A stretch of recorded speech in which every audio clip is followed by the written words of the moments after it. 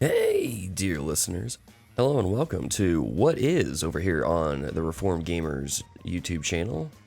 What is our section of the show. It's kind of like our first looks, except with What Is, we've played the game, we've had some time with it, and now we're going to show you some footage of the game, but also give you some of our thoughts. And today we're going to bring you Crash Team Racing, a game that was originally released on the PlayStation 1 in 1999.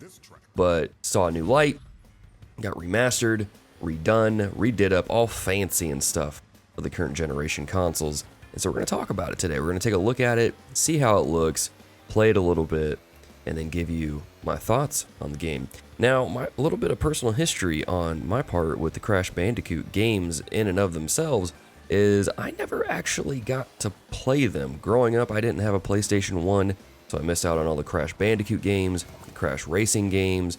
So I was a Nintendo boy, I guess, for the longest time. And so I didn't get to play these games, but now that you see the Crash Insane Trilogy is out, the Crash Team Racing game is out, and it's brand new, I'm getting to play these games for the first time again.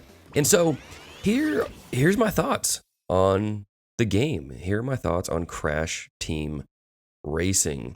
Now, I want to start off with this is how it stands out from other kart racers like Mario Kart 8, like Sonic Team Racing or Team Sonic Racing, which you can check out our video on that on this channel as well. Now, this game stands out in a few different ways that I think make it a little bit better than some of the other kart racers, and I'm getting ahead of myself when I say that. But a few of the things I want to talk about is, let's start with this. The juiced up mechanic. Now that sounds kind of weird at first, like juiced up like steroids? No, Crash is not taking steroids, thankfully.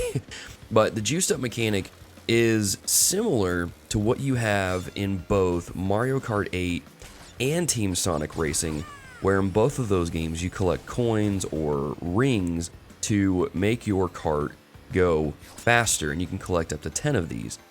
But how it's different in Crash Team Racing is you collect these Wumpa fruits, okay? Wumpa fruits. Say Wumpa fruits. It's fun. But you collect up to 10 of those, and they do the same thing where they make your kart faster, but they also supercharge all of your weapons. So the bomb that you can throw at people becomes bigger, it has a wider blast radius. These kind of like traps or things that you can drop down there, like these little vials of a colored chemical, switch from green to red, and this is they stall the person longer. And so they have these different effects on your weapons in a way that I think is it makes collecting those more valuable during a race. You know, when you're playing Mario Kart 8 or Team Sonic Racing, you're collecting the rings because you do want to go faster, but they don't do much else beyond that. And so adding that extra thing into Crash Team Racing really makes collecting those Wumpa fruits more valuable, especially if you're in a race and you're losing the race, or you've kind of trailed behind a little bit. And so they could really help you turn the tide of the race. They could help you get back up top if you collect enough of those. And so I thought that was a pretty cool mechanic. I actually really like that mechanic a lot. It's something that I wish Mario Kart actually had. I wish Mario Kart had an ability where you could collect 10 coins, or maybe even 12, go the extra mile and get 12 coins, and then your weapons become supercharged. How crazy would it be if you got the blue shell and you had 12 coins, and then the blue shell, when you launched it, it launched out like 2 other blue shells, or it had a wider blast radius so it covered more of the track. I don't know, maybe that would just make it overpowered beyond what it already is. But I just think it's a cool mechanic. I love the juiced up mechanic in this game. So that's one way that it differentiates itself from the other kart racers. Another way, which is one of my favorites, is the adventure mode. Now, adventure mode puts you into a kind of a hub world where you drive around to the different races, and you complete those races, and as you complete the races, you get trophies that then unlock the final boss battle, that when you complete that boss battle, it opens up another area for you to travel to. So what I liked about this is it kind of kept that whole feel of, really it made me think of Spyro, how Spyro had a hub world that you would go to the different portals that would take you to other worlds so you can collect things. And that's kind of how it is here, and I really like that. It makes it just makes it more fun, I guess, more adventurous. When you have it set up in this hub world that you can go to the races yourselves, you can drive to them, complete the races, and then you can replay those races with a few different ways of collecting things, whether it's coins, it could be relics, it could be, well, or you could just replay the level. Or you collect crystals, I think is another one. It's an added layer to those races that makes it really more fun to go back and play through. You know, in Mario Kart, the only thing you can really do is just play through the Grand Prix several times at varying different difficulty speeds, which is fine, but you don't have this level of collecting things, which to some, that's not going to be your thing. If you don't like collectathons or anything like that, this won't be your thing. But for me, I really enjoyed playing those races again and seeing the different ways that the developers put hidden things around the level for me to collect. And it just made it more fun. It kept me coming back to those levels, to those races to complete things. And I'm a little bit of OCD. I am a bit of a completionist, as you guys know if you listen to the podcast. Seeing the empty spots on my logbook of where I didn't get the relic or I didn't get all the coins or something really incentivized me to go back and get those, especially when you add in the fact that when you collect those things, when you complete those extra challenges, you unlock more stuff for your carts, whether it's a new cart, new set of tires, new character, new alternate costume for your character. It's that thing where the game just builds in this way of incentivizing you of playing the game to unlock things rather than making you buy them like some other companies are doing, where they just say, hey, here's the stuff in the game, you can't unlock it, you have to pay for it. It's a cheap way, it's a cheap, sleazy way to get money from the consumer, but this is a way to really keep your gamer playing. It's a great, and it kept me playing. It's kept me playing quite a bit to the point where I spent several hours just in that first hub world trying to collect everything before I even moved on to the second one because I wanted to collect everything. And so it's really cool. I love the adventure mode. I love it. And the staples of classic kart racing games are here as well with Grand Prix. If you want to go through a particular cup where you go through a series of 4 courses to complete, to win, you can still do that. Those are still there. And of course you have local play, online play, all that good stuff. I haven't played the online play yet, so I don't know how that really is. But adventure mode is really, really good. I really, really enjoy it. Now, something that they patched in recently was this Grand Prix feature. Now, when they first introduced it, I thought, okay, isn't Grand Prix already in the game where you go through 4 races? But this is a different feature where the game keeps track of what you do while you play, has different daily challenges, weekly challenges, and things like that allow you to get extra, I can't remember what they call it, but it's this green liquid. I'm going to call it NOS because it's probably nitrous.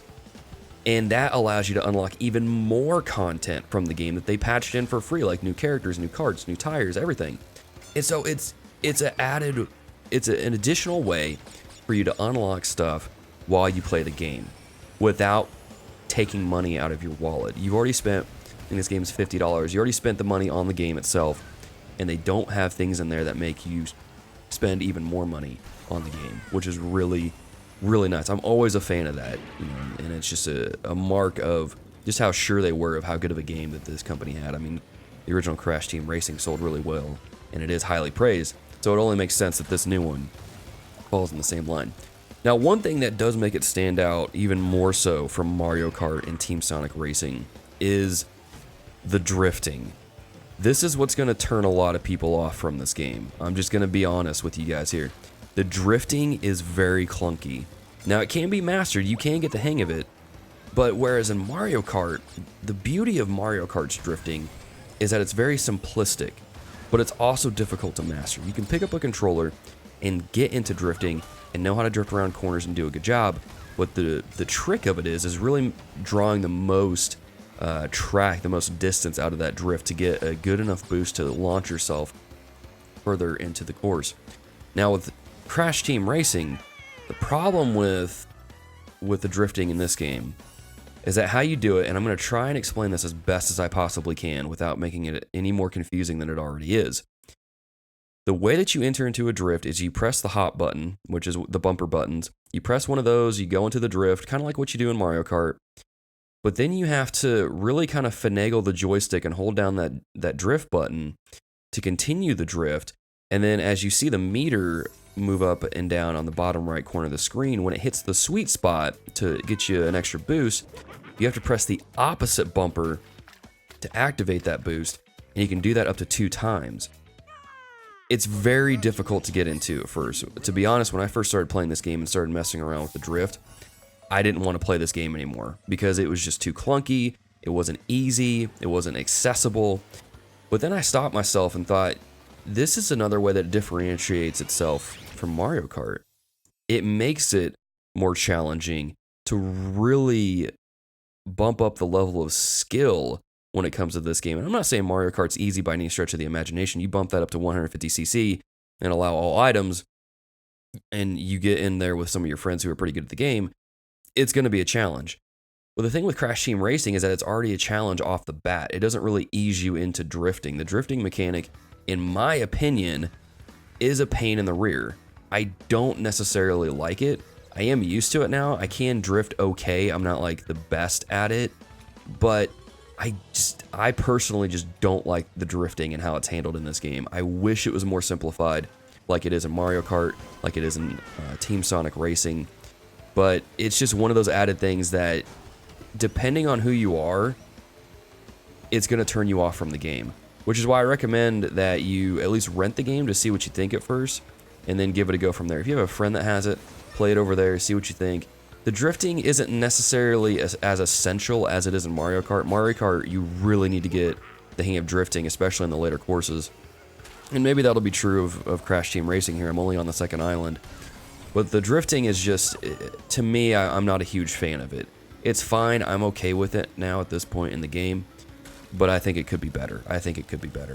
But that's how the game differentiates itself from other kart racers, and I think, for the most part, those are very welcome additions, those are very welcome changes, and those are things that really keep me playing, that keep me in this game, because I just really enjoy adventure mode. I really, really do. I can't talk about that mode enough. Now, this comes down to the million-dollar question here, that everybody wants to know. Is this game better than Mario Kart?